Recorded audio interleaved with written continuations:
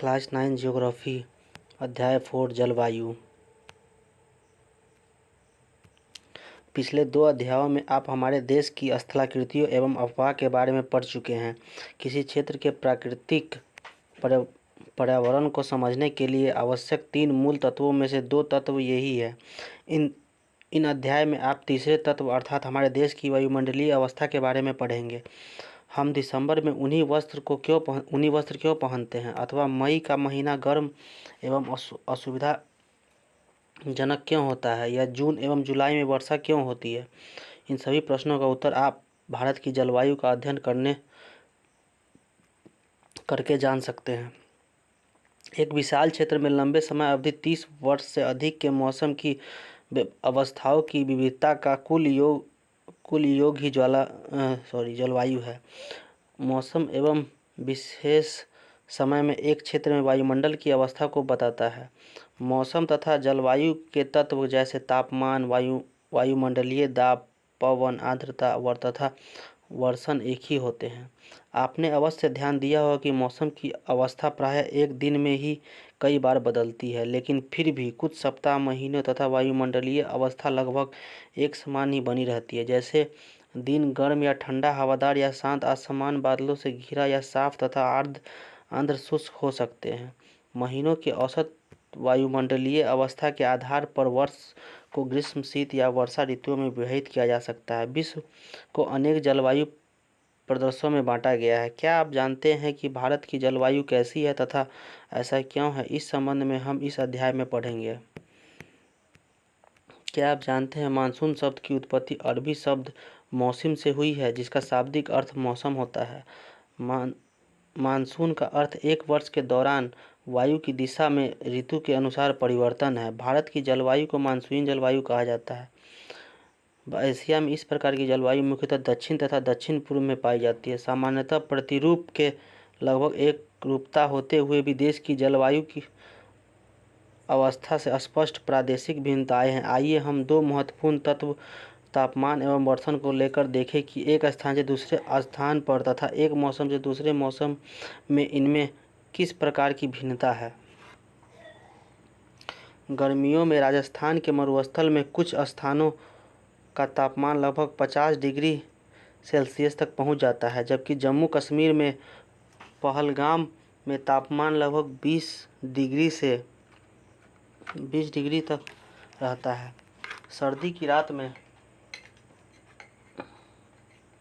जम्मू कश्मीर द्रास का तापमान -45 डिग्री से तक हो सकता है, जबकि थिरुवनंतपुरम में 22 डिग्री से हो सकता है। क्या आप जानते हैं कुछ क्षेत्रों में रात एवं दिन के तापमान में बहुत अधिक अंतर होता है। थार के मरुस्थल में दिन का तापमान 50 डिग्री तक होता है, जबकि उसी रात यह नीचे गिरकर 15 डिग्री तक पहुंच जाता है। दूसरी ओर केरल या अंडमान एवं निकोबार में दिन तथा रात का तापमान लगभग समान ही रहता है। अब वर्षण की ओर ध्यान देते हैं। वर्षण के एक रूप तथा प्रकार में नहीं, बल्कि इसकी मात्रा एवं ऋतु के अनुसार वितरण में भी भिन्नता होती है। हिमालय में वर्षण अधिकतर हिम के रूप में होती है तथा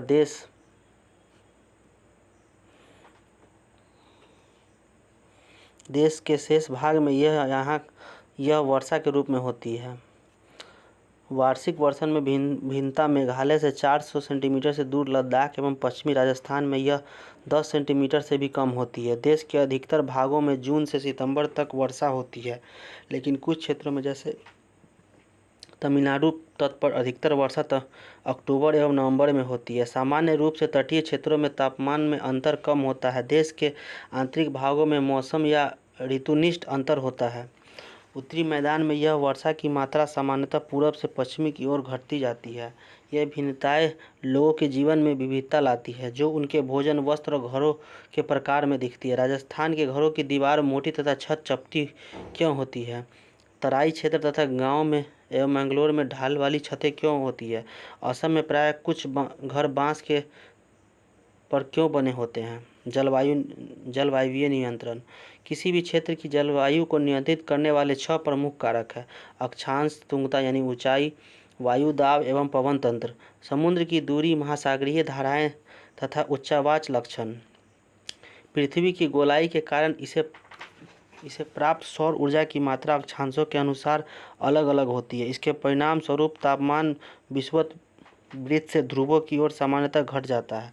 जब कोई व्यक्ति पृथ्वी की सतह से ऊंचाई की ओर जाता है तो वायुमंडल की सघनता कम हो जाती है तथा तापमान घट जाता है। इसलिए पहाड़ियाँ गर्मी के मौसम में भी ठंडी होती है। किसी भी क्षेत्र का वायु दाब एवं पवन तंत्र उस स्थान के अक्षांश तथा ऊंचाई पर निर्भर करती है। इस प्रकार यह तापमान एवं वर्षा के वितरण को प्रभावित करता है। समुद्र का जलवायु पर समकारी प्रभाव पड़ता है। जैसे जैसे समुद्र से दूरी बढ़ती है यह प्रभाव कम होता जाता है एवं लोग विषम मौसम अवस्थाओं को महसूस करते हैं। इसे महाद्वीपीय अवस्था में गर्मी में बहुत अधिक गर्म एवं सर्दी में बहुत अधिक ठंडा कहते हैं। महासागरीय धाराएं समुद्र से तट की ओर चलने वाली हवाओं के साथ तटीय क्षेत्रों में जलवायु को प्रभावित करती है। उदाहरण के लिए कोई भी तटीय क्षेत्र जहां गर्म या ठंडी जलधाराएं बहती है और वायु की दिशा समुद्र तट की ओर हो तब गर्म तट तथा ठंडा तट हो जाएगा।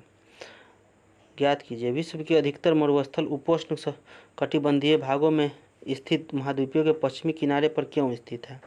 अंत में किसी स्थान की जलवायु को निर्धारित करने में उच्चावाच की महत्वपूर्ण भूमिका होती है। ऊंचे पर्वत ठंडी अथवा गर्म वायु को अवरोधित करते हैं यदि उनकी ऊंचाई इतनी हो कि वे वर्षा लाने वाली वायु को रास्ता रोके तो में सक्षम होते हैं तो ये उस क्षेत्र में वर्षा का कारण भी बन सकते हैं। पर्वतों के पवनोन्मुख ढाल अपेक्षाकृत सूखे होते हैं। भारत की जलवायु को प्रभावित करने वाले कारक अक्षांश कर्क वृत्त रेखा से मध्य भाग पश्चिम में कच्छ के रण से लेकर पूर्व में मिजोरम से होकर गुजरती है। देश का लगभग आधा भाग कर्क वृत्त के दक्षिण क्षेत्र में स्थित है जो उष्णकटिबंधीय क्षेत्र है। कर्क वृत्त से उत्तर में स्थित शेष भाग को उपोष्णकटिबंधीय कहते हैं। इसलिए भारत की जलवायु में उष्णकटिबंधीय जलवायु एवं उपोष्णकटिबंधीय जलवायु दोनों की विशेषता उपस्थित है। ऊंचाई भारत के उत्तर में हिमालय पर्वत है। इसकी औसत ऊंचाई लगभग 6000 मीटर है। भारत का तटीय क्षेत्र भी विशाल भंडार यहाँ अधिकतम ऊंचाई लगभग 30 मीटर है। हिमालय मध्य एशिया में आने वाली ठंडी हवाओं को भारतीय उपमहाद्वीप में प्रवेश करने से रोकता है। इन्हीं पर्वतों के कारण इस क्षेत्र में मध्य एशिया की तुलना में ठंड कम पड़ती है। वायु दाब एवं पवन भारत में जलवायु तथा मौसम संबंधी अवस्थाएं निम्नलिखित मंडलीय अवस्थाओं में संचालित होती है। वायु एवं धरातलीय पवनें वायुदाब एवं धरातलीय पवनें ऊपरी वायु परिसंरचना तथा पश्चिमी चक्रवाती विक्षोभ एवं उष्णकटिबंधीय चक्रवात। भारत उत्तर पूर्व व्यापारिक पवनों ट्रेड्स विंड्स वाले क्षेत्र में स्थित है। ये पवनें उत्तरी गोलार्ध के उपोष्णकटिबंधीय उच्च दाब पेटी में उत्पन्न होती है। ये दक्षिण की ओर बहती है। कोरियोलिस बल के कारण दाहिनी ओर विक्षेपित होकर विषुवतीय निम्न दाब वाले क्षेत्रों की ओर बढ़ती है। सामान्यतः इन पवनों में नमी की मात्रा बहुत कम होती है क्योंकि ये स्थलीय भागों पर उत्पन्न होती है एवं बहती है। इसलिए इन पवनों के द्वारा वर्षा कम या नहीं होती है। इस प्रकार भारत को शुष्क क्षेत्र होना चाहिए लेकिन ऐसा नहीं है। आइए देखें क्यों।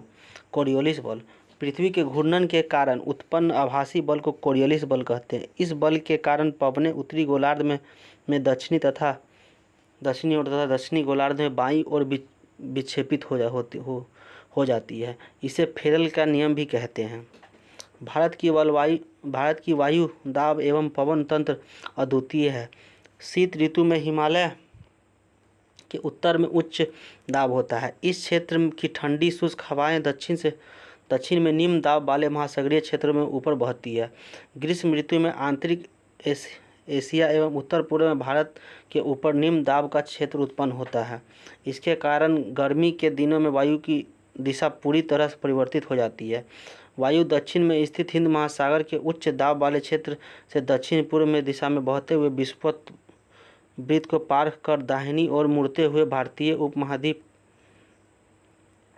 पर स्थित निम्न दाब की ओर बहने लगती है। इन्हें दक्षिण पश्चिम मानसून पवनों के नाम से जाना जाता है। ये पवनें कोस्ट महासागरों के ऊपर से बहती है, नमी ग्रहण करती है तथा भारत की मुख्य भूमि पर वर्षा करती है। ऋतु है। मानसूनी जलवायु की विशेषता एक विशिष्ट मौसमी प्रतिरूप होता है। एक ऋतु से दूसरी ऋतु में मौसम की अवस्थाओं में बहुत अधिक परिवर्तन होता है। विशेषकर देश की आंतरिक भागों में यह परिवर्तन अधिक मात्रा में परिलक्षित होते हैं। तटीय क्षेत्रों में तापमान में बहुत अधिक भिन्नता नहीं होती है, यद्यपि यहाँ वर्षा के प्रारूपों में भिन्नताएं होती है। आप अपने क्षेत्र में कितने प्रकार की ऋतुओं का अनुभव करते हैं? भारत के मुख्यतः 4 ऋतुओं को पहचाना जा सकता है भारत में। ये शीत ऋतु, ग्रीष्म ऋतु, कुछ क्षेत्रीय विविधताओं के साथ मानसून के आगमन तथा वापसी का काल। शीत ऋतु। उत्तर भारत में शीत ऋतु मध्य नवंबर से आरंभ होकर फरवरी तक रहती है। भारत के उत्तरी भाग में दिसंबर एवं जनवरी सबसे ठंडे महीने होते हैं। तापमान दक्षिण से उत्तर की ओर बढ़ने पर घटता है। पूर्वी तट पर चेन्नई का औसत तापमान 24 डिग्री सेल्सियस से 25 डिग्री सेल्सियस के बीच होता है, जबकि उत्तरी मैदान में यह 10 डिग्री सेल्सियस से 15 डिग्री सेल्सियस के बीच होता है। दिन गर्म तथा रातें ठंडी होती है। उत्तर में तुषारपात सामान्य है तथा हिमालय के ऊपरी ढालों पर हिमपात होता है। इस ऋतु में देश में उत्तर पूर्वी व्यापारिक पवनें प्रवाहित होती हैं। ये स्थल से समुद्र की ओर बहती हैं तथा इसलिए देश के अधिकतर भाग में शुष्क मौसम होता है। इन पवनों के कारण कुछ मात्रा में वर्षा तमिलनाडु के तट पर होती है, क्योंकि वहाँ ये पवनें समुद्र से स्थल की ओर बहती हैं। देश के उत्तरी भाग में एक कमज़ोर उच्च दाब का क्षेत्र बन जाता है, जिसमें हल्की पवनें इस क्षेत्र में बाहर की ओर प्रवाहित होती हैं। उच्चावाद से प्रभावित होकर ये पवनें पश्चिम तथा उत्तर पश्चिम में गंगा घाटी में बहती है। सामान्यतः इस मौसम में आसमान साफ, तापमान आर्द्रता कम एवं पवनें शिथिल तथा परिवर्तन होती है। शीत ऋतु में उत्तरी मैदानों में पश्चिम एवं उत्तर पश्चिम में चक्रवात विक्षोभ का अंतर्वाह विशेष लक्षण है। यह कम दाब वाली प्रणाली भूमध्य सागर एवं पश्चिमी एशिया के ऊपर उत्पन्न होती है तथा पश्चिमी पवनों के साथ भारत में प्रवेश करती है। इसके कारण शीतकाल में मैदानों में भी वर्षा होती है तथा पर्वतों पर हिमपात, जिसकी उस समय बहुत अधिक आवश्यकता होती है। यद्यपि शीतकाल में वर्षा, जिसे स्थानीय तौर पर महावट कहा जाता है, की तुलना में कुल मात्रा कम होती है, लेकिन ये रबी फसलों के लिए बहुत ही महत्वपूर्ण होती है।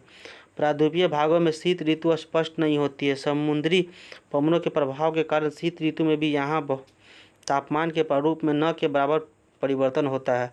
ग्रीष्म ऋतु। सूर्य के उत्तर की ओर आभासी गति के कारण भूमंडलीय ताप पट्टी उत्तर की ओर खिसक जाती है। मार्च से मई तक भारत में ग्रीष्म ऋतु होती है।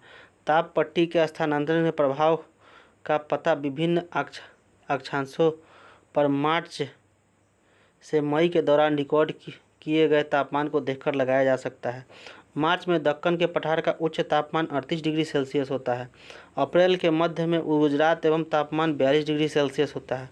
मई में देश का उत्तर पश्चिम भागों का तापमान सामान्यतः 45 डिग्री सेल्सियस होता है। प्रायद्वीपीय भारत में समुद्री प्रभाव के कारण तापमान कम होता है। देश के उत्तरी भाग में ग्रीष्म काल में तापमान में वृद्धि होती है एवं वायु दाब में कमी आती है। मई के अंत में उत्तर पश्चिम में थार के रेगिस्तान से लेकर पूर्व एवं दक्षिण पूर्व में पटना तथा छोटा नागपुर पठार तक एक कम दाब का लंबवत क्षेत्र उत्पन्न होता है। पवन का परिसंचरण इस गर्त के चारों ओर प्रारंभ होता है।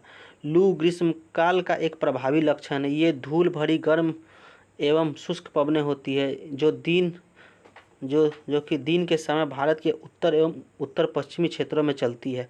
कभी कभी ये देर शाम तक जारी रहती है। इस हवा का सीधा प्रभाव घातक भी हो सकता है। उत्तरी भारत में मई महीने के दौरान सामान्यतः धूल भरी आंधियाँ आती है। ये आंधियाँ अस्थायी रूप से आराम पहुंचाती हैं, क्योंकि ये तापमान को कम कर देती हैं तथा अपने साथ ठंडे समीर एवं हल्की वर्षा लाती है। इस मौसम में कभी कभी तीव्र हवाओं के साथ गरज वाली मूसलाधार वर्षा भी होती है। इसके साथ ही प्रायः हिमवृष्टि भी होती है। वैशाख के महीने में होने के कारण पश्चिम बंगाल में इसे काला बैसाखी कहा जाता है। ग्रीष्म ऋतु के अंत में कर्नाटक एवं केरल में प्रायः पूर्वी मानसून वर्षा होती है। इसके कारण आम जल्दी पक जाते हैं तथा प्रायः इसे आम्र वर्षा भी कहा जाता है। वर्षा ऋतु या मानसून का आगमन जून के प्रारंभ में उत्तरी मैदानों में निम्न दाब की अवस्था तीव्र हो जाती है। यह दक्षिणी गोलार्ध की व्यापारिक पवनों को आकर्षित करती है। यह दक्षिण पूर्व व्यापारिक पवनें दक्षिणी समुद्रों के उपोष्णकटिबंधीय क्षेत्रों में उत्पन्न होती है। चूँकि ये पवनें गर्म महासागरों के ऊपर से होकर गुजरती है, इसलिए ये अपने साथ इस महाद्वीप में बहुत अधिक मात्रा में नमी लाती है। ये पवनें तीव्र होती हैं तथा 30 किलोमीटर प्रति घंटे की औसत वेग से चलती है। सुदूर उत्तर पूर्व भाग को छोड़कर ये मानसूनी पवनें देश के शेष भाग में लगभग 1 महीने में पहुंच जाती है। दक्षिण पश्चिम मानसून का भारत में अंतर्वाह यहाँ के मौसम को पूरी तरह परिवर्तित कर देता है। मौसम के प्रारंभ में पश्चिमी घाट के प्रमुख भागों में भारी वर्षा लगभग 250 सेंटीमीटर से अधिक होती है। दक्कन का पठार एवं मध्य प्रदेश के कुछ भागों में भी वर्षा होती है। यद्यपि ये क्षेत्र वृष्टि छाया के क्षेत्र में आते हैं। इस मौसम की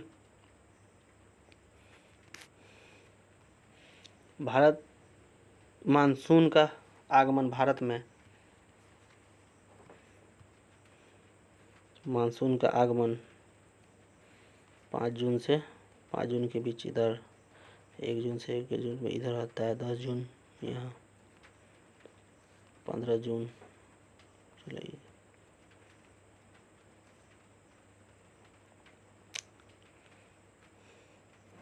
अधिकतर वर्षा देश के उत्तर पूर्व भागों में होती है। उत्तर पूर्वी भागों में खासी पहाड़ी के दक्षिण श्रृंखलाओं में स्थित मानसीराम विश्व का सबसे अधिक औसत वर्षा प्राप्त करता है। गंगा की घाटी में पूरब से पश्चिम की ओर वर्षा की मात्रा घटती है। राजस्थान एवं गुजरात के कुछ भागों में बहुत कम वर्षा होती है। मानसून से संबंधित एवं अन्य परिघटना वर्षा में विराम इस प्रकार इसमें आर्द्र एवं शुष्क दोनों तरह के अंतराल होते हैं। दूसरे शब्दों में मानसूनी वर्षा एक समय कुछ दिनों तक ही होती है। इसमें वर्षा रहित अंतराल भी होते हैं। मानसून में आने वाली ये विराम मानसूनी गर्त की गति से संबंधित होती है। विभिन्न कारणों से गर्त एवं इसका अक्ष उत्तर दिशा की ओर खिसकता रहता है। इसके कारण वर्षा का स्थानिक वितरण सुनिश्चित होता है। जब मानसून के गर्त का अक्ष मैदान के ऊपर होता है तब इन भागों में वर्षा अच्छी होती है। दूसरी ओर जब अक्ष हिमालय के समीप चला जाता है तब हिम मैदानों में लंबे समय तक शुष्क अवस्थित रहती है तथा हिमालय की नदियों के पर्वतीय जलग्रहण क्षेत्रों में विस्तृत वर्षा होती है। इस भारी वर्षा के कारण मैदानी क्षेत्रों में विनाशकारी बाढ़ें आती है एवं जान माल की भी भारी क्षति होती है। उष्णकटिबंधीय निम्न दाब की तीव्रता एवं आवृत्ति भी मानसूनी वर्षा की एकमात्र समय को निर्धारित करती है। यह निम्न दाब वर्षा बंगाल की खाड़ी के ऊपर बनता है तथा मुख्य स्थलीय भाग को पार कर जाता है। यह गर्त निम्न दाब के मानसून गर्त के अक्ष के अनुसार होता है। मानसून को इसकी अनिश्चितता के लिए जाना जाता है। शुष्क एवं आर्द्र स्थितियों की तीव्रता, आवृत्ति एवं समय काल में भिन्नता होती है। इसके कारण यदि एक भाग में बाढ़ आती है तो दूसरे भाग में सूखा पड़ता है। इसलिए इसका आवागमन एवं वापसी प्रायः अव्यवस्थित होता है। इसलिए कभी कभी देश के किसानों की कृषि कार्यों को अव्यवस्थित कर देता है। मानसून की वापसी परिवर्तनीय मौसम अक्टूबर नवंबर के दौरान दक्षिण की तरफ सूर्य की आभासी गति के कारण मानसून गर्त या निम्न दाब वाला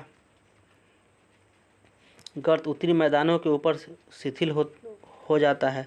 धीरे धीरे उच्च दाब प्रणाली इसका स्थान ले लेती है। दक्षिण पश्चिम मानसून शिथिल हो जाता है तथा धीरे धीरे पीछे की ओर हटने लगते हैं। अक्टूबर के प्रारंभ में मानसून पवनें उत्तर मैदान से हट जाती है। अक्टूबर एवं नवंबर का महीना गर्म वर्षा ऋतु से शीत ऋतु में पश्चिम परिवर्तन का काल होता है। मानसून की वापसी होने से आसमान साफ एवं तापमान में वृद्धि हो जाती है। दिन का तापमान उच्च होता है जबकि रातें ठंडी एवं सुहावनी होती है। स्थल अभी भी आर्द्र होता है। उच्च तापमान एवं आर्द्रता वाली अवस्था के कारण दिन का मौसम असह्य होता है। इसे सामान्यतः क्वार की उमस के नाम से जाना जाता है। अक्टूबर में उत्तरार्ध में विशेषकर उत्तरी भाग में तापमान तेजी से गिरने लगता है। क्या आप जानते हैं मासिनराम विश्व में सबसे अधिक वर्षा वाला क्षेत्र है तथा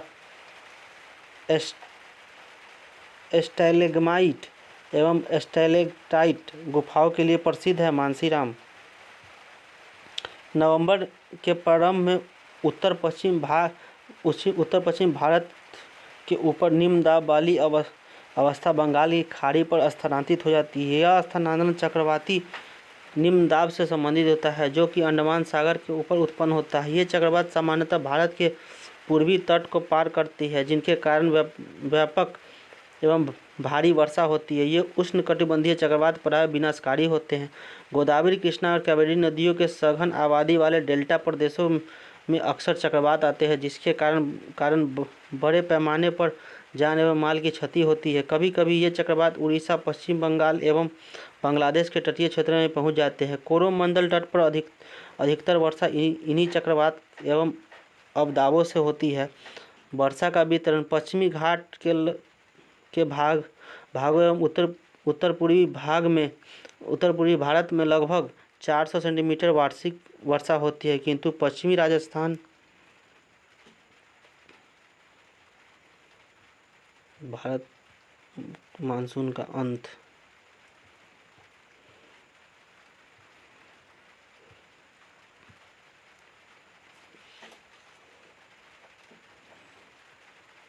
वार्षिक वर्षा 400 से अधिक वर्षा ब्लू कलर से दर्शाया गया। देखिए इस क्षेत्र में 400 से ज़्यादा अधिक वर्षा होती है, इस क्षेत्र में यहाँ 400 से अधिक, और 0 से 20 के बीच में इस कलर से दर्शाया गया है, जो कि राजस्थान वगैरह क्षेत्रों में होती है। Paste by dengue. उपरोक्त समाचार पत्रों के अंशों में वर्णित स्थानों और ऋतुओं का नाम बताएं। मुंबई और चेन्नई की वर्षा ऋतु कीजिए और इसके अंतर का विवरण दीजिए। वस्तुनिष्ठ अवस्था दृष्टिकोण से बाढ़ एवं विपदा का मूल्यांकन करें।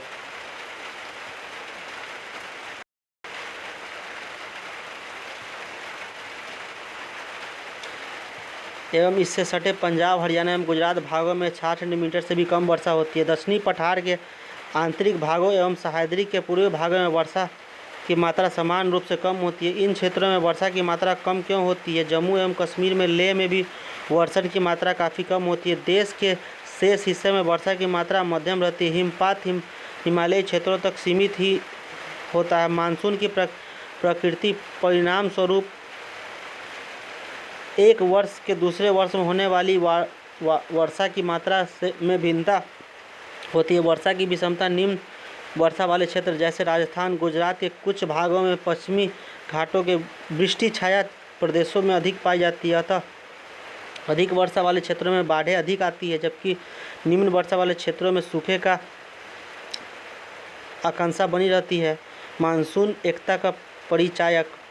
आप पहले ही पढ़ चुके हैं कि हिमालय अत्यंत ठंडी पवनों से भारतीय उपमहाद्वीप में रक्षा करता है। इसके कारण अपेक्षाकृत उच्च अक्षांशों के बावजूद उत्तरी भारत में निरंतर ऊंचा तापमान बना रहता है। इसी प्रकार प्रायद्वीपीय पठार में तीन ओर से समुद्र के प्रभाव के कारण न तो अधिक गर्मी पड़ती है और न ही अधिक सर्दी। इस समकारी प्रभाव के कारण तापमान की दिशा में बहुत कम अंतर पाए जाते हैं, परंतु फिर भी भारतीय प्रायद्वीप पर मानसून की एकता का प्रभाव बहुत ही स्पष्ट। पवन की दिशाओं की ऋतुओं के अनुसार परिवर्तित तथा संबंधित ऋतुओं की दशाएं ऋतु चक्र एक लय प्रदान करती है। वर्षा की अनिश्चितताएं तथा उसका असमान वितरण मानसून का एक विशिष्ट लक्षण है। संपूर्ण भारतीय भूदृश्य, इसके जीव तथा वनस्पति इसका कृषि चक्र है। मानव जीवन तथा उसके त्यौहार, उत्सव सभी इस मानसून लय के चारों ओर घूम रहे हैं। उत्तर से दक्षिण तथा पूरब से पश्चिम तक संपूर्ण भारतवासी प्रति वर्ष मानसून के आगमन की प्रतीक्षा करते हैं। ये मानसूनी पवनें हमें जल प्रदान कर कृषि की प्रक्रिया में तेजी लाती है एवं संपूर्ण देश को एक सूत्र में बांधती है। नदी घाटियाँ जो इस जलों का संवहन करती है, उन्हें भी एक नदी घाटी इकाई का नाम दिया जाता है।